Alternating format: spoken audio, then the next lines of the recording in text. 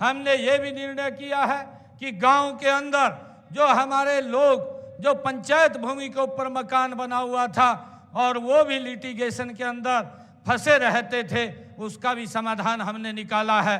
हमने ऐसे लोगों को 500 वर्ग गज का प्लाट दे करके 2004 का कलेक्टर रेट उनसे लेकर के उनको भी मालिकाना हक देने का काम ये हमारी सरकार ने किया है।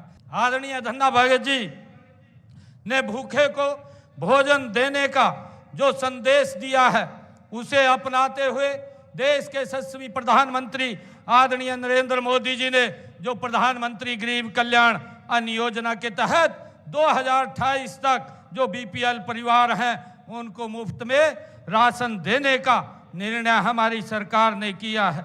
मुझे ये भी खुशी है कि आदरणीय धन्ना भगत जी ने जो जीव की हत्या न करने और नशा न करने का भी उन्होंने उपदेश दिया था। इसी दिशा में हमारी सरकार ने हरियाणा में जो गौवंश, गौ संरक्षण और गौ संवर्धन विधेयक 2015 को लागू करने का काम ये हमारी सरकार ने किया है तथा नशा मुक्ति अभियान भी पूरे प्रदेश के अंदर चलाया जा रहा है।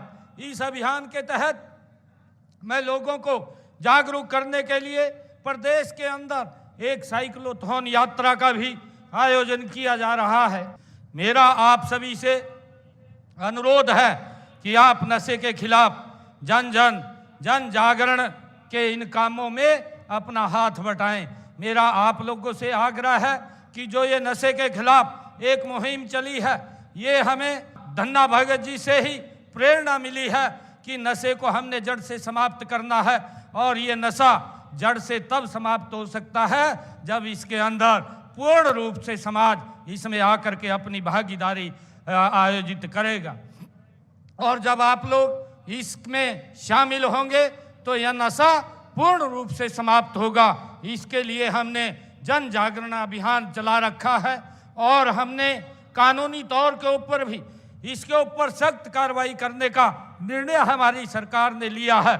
हमने इसके लिए एक मानस पोर्टल भी बना रखा है कि अगर आप लोग कोई आपके नज़दीक या कहीं मोहल्ले गांव के अंदर कोई नशे में लिप्त होता है, उसकी जानकारी उस मानस पोर्टल के ऊपर आप देंगे तो हम उसके ऊपर सख्त कार्रवाई करने का काम भी हम करेंगे ताकि इस नशे को हम जड़ से ख़त्म कर सकें।